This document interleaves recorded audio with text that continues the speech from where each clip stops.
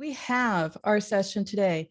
Chloe Gingrich, she's an insights strategist at Facebook. I'm going to tell you a little bit more about her because she's going to be telling us about games marketing insights for 2021 in her role over at Facebook. She's responsible for analyzing trends, developing insights, bringing thought leadership to the market through Facebook IQ. A big part of that, no doubt, is the new report. I hope we're going to deep dive into it. Games Marketing Insights for 2021. And that was created in partnership with Facebook Gaming and Facebook IQ, designed for the gaming industry to understand consumer preferences, which is what we need to do right now. So with the new research, with the insights, etc. Let's introduce Chloe. Chloe started out, by the way, at Facebook. And this is something interesting. I ask every guest, every person here, something interesting about themselves. We do have something interesting because Chloe started out at Facebook during the beginning of the quarantine shelter-in-place orders. And since then, I guess a lot of time to focus on insights because she's been doing her best work, certainly, while maintaining a little bit of a balance in wellness. She's born in Paraguay, South America, Paraguay, and grew up in New York. And as I said, she's our guest today, and I'm taking Q&A questions. And we're going to start into your presentation and then kick off with Q&A. Chloe, take it away. Hi, thank you so much for the kind introduction, Peggy. Hi all, good morning, good afternoon, and good evening, depending on where in the world you're joining from. As Peggy mentioned, I'm Chloe Gingrich, and I'm an insight strategist at Facebook based in New York. I work with a team of researchers, marketers, and really wonderful salespeople who cover the gaming industry. And our goal is to understand consumer behaviors, motivations, and preferences. We're really excited to join you today and to share some of the data that fueled this year's Facebook marketing report. And this data comes from a study that we commissioned to try and understand the evolving mobile gaming landscape after the onset of the COVID-19 pandemic. So as we all know, the gaming industry, like many industries and many people in the world, faced formidable challenges as a result of the onset of COVID-19. And we saw an unprecedented surge in consumer demand and disruption and changes to previous consumption habits as people looked for new forms of entertainment and ways to stay connected. And as a result, we saw that more people were playing, watching, and streaming than ever before, bringing in new gamers as well as re-engaging lapsed players. And so we saw that developers sought to understand exactly what these evolving gaming motivations meant, how to drive new user acquisition, to retain player engagement, and ultimately to understand how this global macro shift will affect the gaming business health for the long term. So to address some of these questions, no shortage of them, my team and I commissioned some research to really understand what these evolving player behaviors meant and how to address them moving forward. So first off, we saw that the number of people playing mobile games significantly increased since the onset of the COVID-19 pandemic. And in most markets, new behaviors, the new gamers skewed slightly younger than existing players and showed more of core behaviors in terms of genre preferences. We also saw that the new mobile gamers were more inclined to spend money in game than existing gamers. And in turn, what does that mean for our monetization models relative to these gamers? We'll dive right in.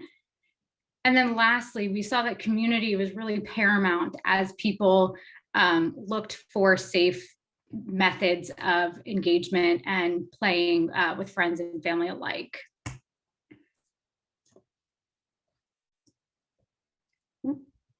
So who are these new mobile gamers? The mobile gaming population has significantly grown since the onset of the COVID-19 pandemic. And for purposes of this webinar, we'll dive into 4 key strategic markets important for developers, but we do have data that covers 9 markets in total. So if you're interested in understanding who these people are, we can certainly have a chat offline following this presentation.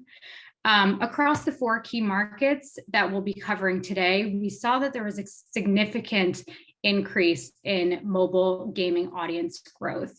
And in the UK alone, we estimate that the pandemic has added an additional 8.6 million gamers, which actually accounts for 54% of the total UK population.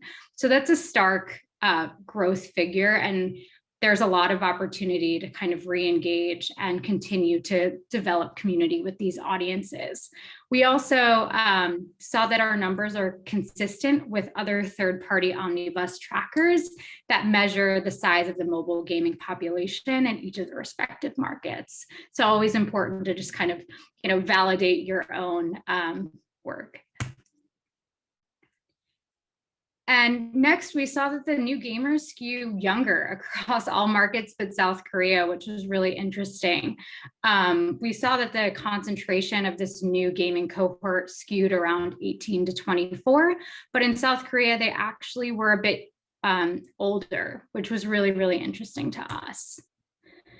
And we saw that the new gamers are spending more hours per week, roughly an hour and a half more, which is interesting. Obviously, people are not commuting as much, which is probably a key driver, and also looking for safe ways to engage.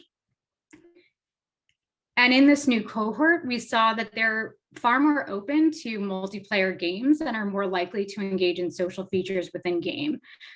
So things like chiming in on ways and giving advice to other players on how to pass a level or get better, in addition to using online forums and participating in community outside of gameplay. And much like the existing gamers, we saw that these cohorts are really looking to play games to relieve stress as a method of escapism. And really, we saw across all these 4 markets that they were stack ranked roughly the same, with the exception of South Korea. One thing that I personally loved was that 34% are looking to games to help them feel a sense of accomplishment. And we also saw that among this new gamer cohort that they actually reported spending more money on mobile games than the existing gamers. So that's an interesting opportunity for marketers to really understand how to kind of continue that steady drumbeat.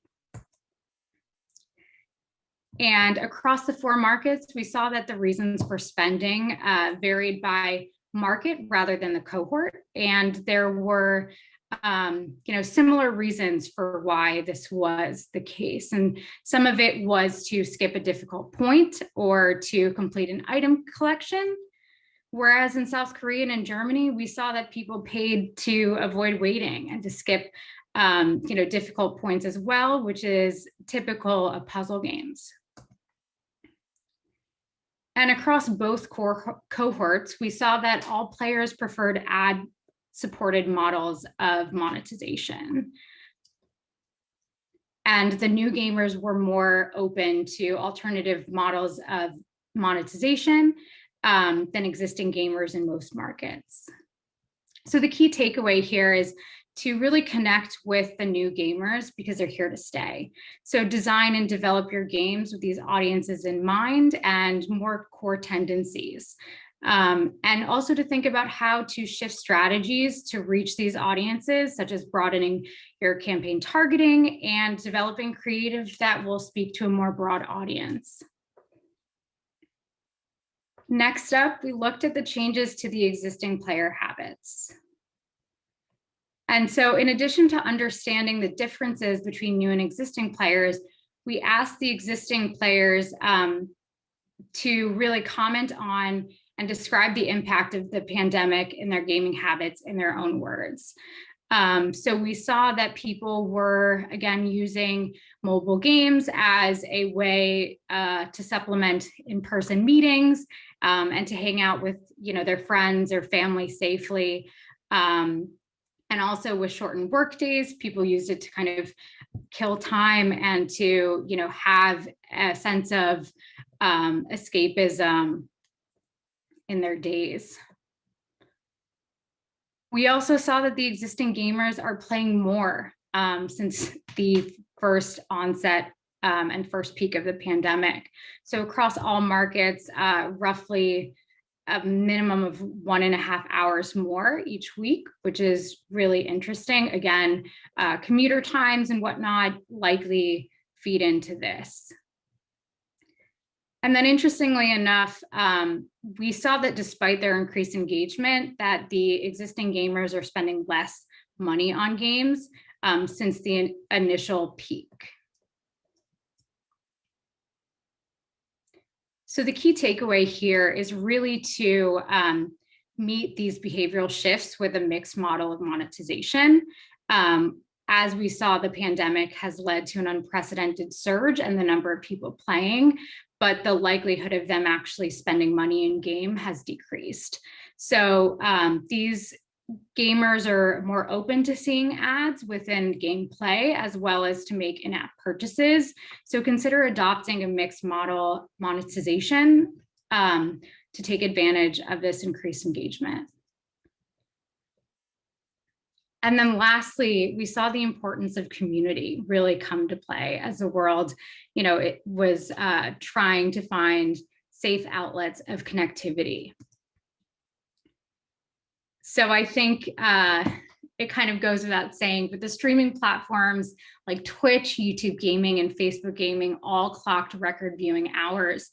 And headline grabbing numbers is really one thing, but maintaining the momentum is another. So the appetite for live streaming remains still strong today. And from July to September, people watched a record number of hours, 7.46 billion hours of content across these gaming platforms, according to Streamlabs, recorded that the live streaming industry actually grew a staggering 91.8% year over year, which is just such a stark number. And as the streaming numbers continue to increase, community will continue to be more paramount in fostering meaningful connections between streamers and their audiences. So that's certainly something to keep in mind as we start thinking about the year ahead and beyond.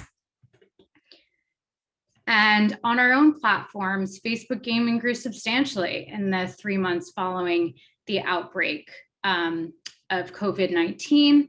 And that was in the sheer number of groups that were created on our platforms, as well as an uptick of activity, which include posts, shares, discussions within the existing gamer populations.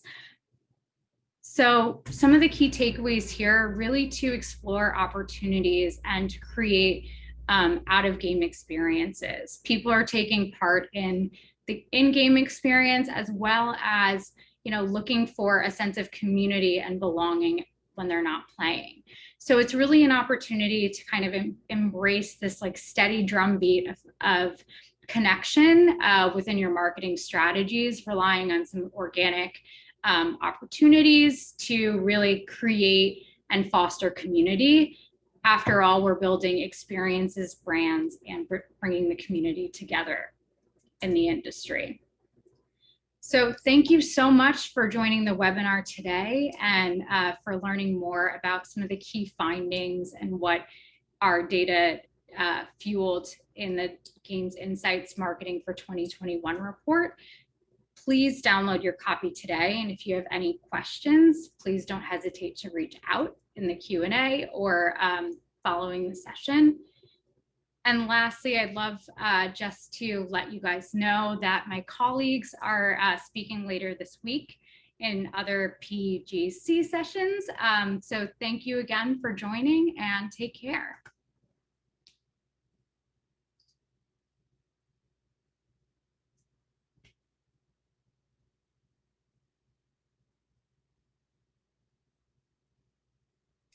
Now we got it. There we go.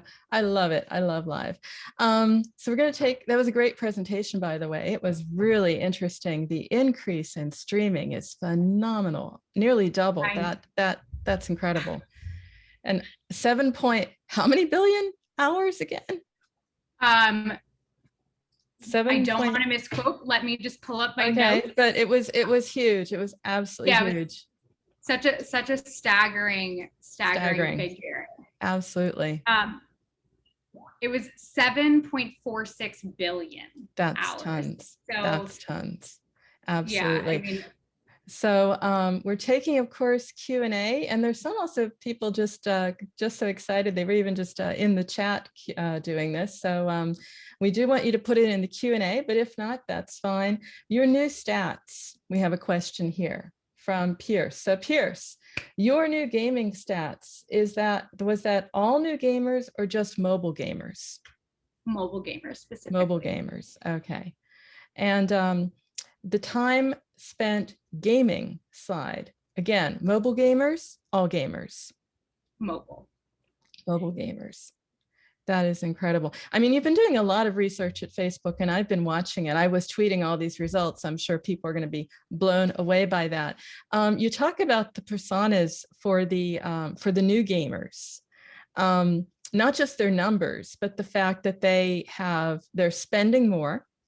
They're spending maybe not more time, but definitely spending more money. And as I understood it, the existing gamers, they're maybe not spending the money, but they are the ones that you would say how to monetize. So just to be very clear, to give some advice, some actual advice around how to monetize these two groups differently.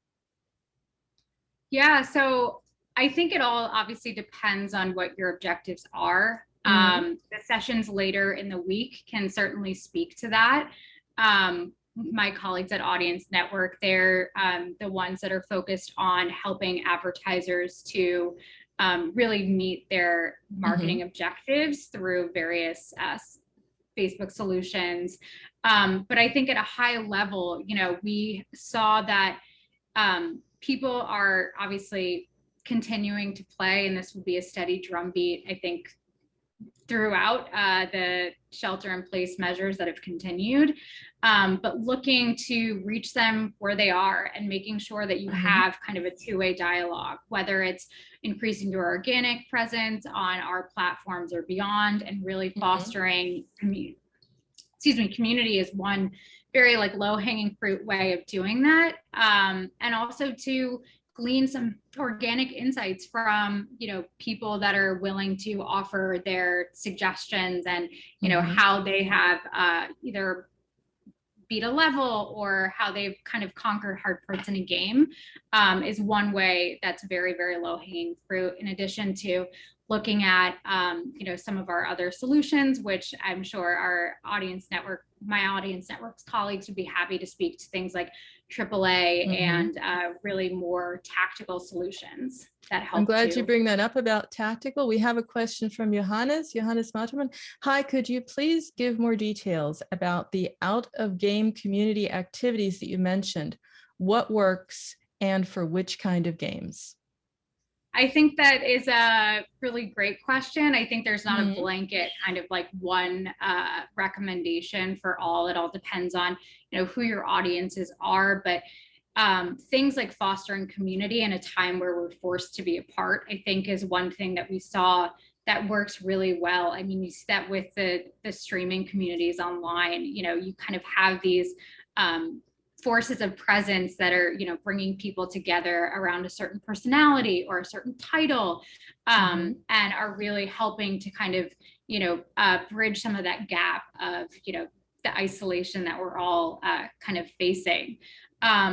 We're also seeing that people are more willing to participate in online forums, things like Facebook groups. We saw an increase in comments and shares, and just kind of having more ability to connect with one another through online platforms outside of game, as well as gaming specific title communities where people are helping advise on how to beat a level or how to unlock new features. So I think that will be a trend that will likely be here to stay, is just the social features as people are looking for more connectivity. Absolutely, because that's what's bringing them there, as you said yourself, and you showed in the research. This is about a place to go, maybe immerse yourself in a different world, that's certainly the best place to do it, is in games. We have another question. They're coming in. What do you think about standalone web games? Is it better to focus on mobile or web for multiplayer social games? Thank you, Jack. I think the answer kind of remains the same. Mhm. I think it really depends on what it is that you're looking to do. You know, within the newer player cohorts, we're seeing that they are looking for the kind of human interaction and escapism in that way. So they're more apt to play multi-player and engage within, you know, those communities.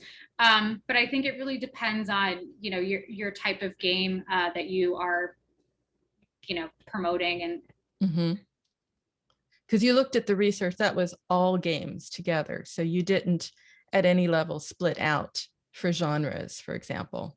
So we do have a report that was released at the beginning of 2020, which speaks to genre and motivation preferences. And it does a deeper dive into kind of understanding those more genre level nuances, whereas this body of work was really focused on, you know, understanding who these players were, the time spent, and we do have a little bit more granularity that's available. And I do want to also plug that outside of the 4 markets that we covered, the study actually expanded 9 countries, but we focused on 4 key strategic markets for purposes of this report. That's really good. I mean, I saw the very distinct European focus. Some people were just in chat saying, well, maybe the UK has to splash out more cash in the games is what they were saying.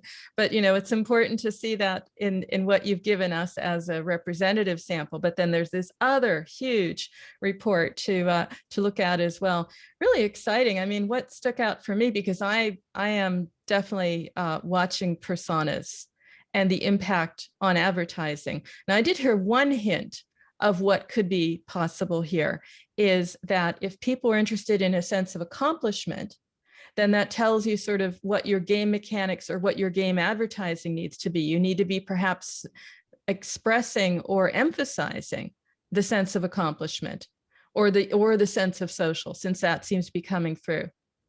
Yeah, I completely agree with that. I think that understanding, you know, the human psyche is so important to really reaching these people in a way that is meaningful and long lasting versus kind of that one-off that might, you know, not really reach them in ways that, you know, you're kind of hoping to. So in understanding, you know, some of those motivations is really important. I think a lot of us, you know, our whole lives have been uprooted. So a sense of accomplishment from one level to another, unlocking new features, you know, adds another kind of added dimension to our lives these days.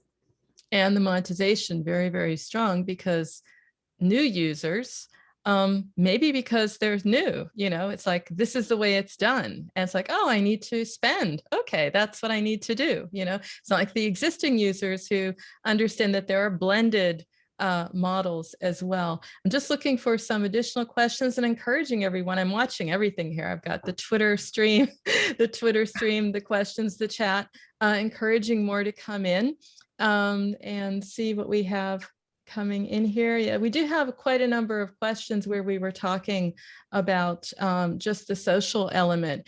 Is this mobile only, or is this sort of like multi-channel? Because I've looked at some research from Facebook looking at how, you know, second screening is taking on a completely different meaning as well. Yeah, so I would say there's definitely a plethora of research available from Facebook, but for purposes of this report, we focused on, you know, our platform data. So that one could assume would be encompassing of mobile and desktop and how people are just engaging with communities at large. But yeah, we can certainly follow up if there are kind of like more tactical questions related to that.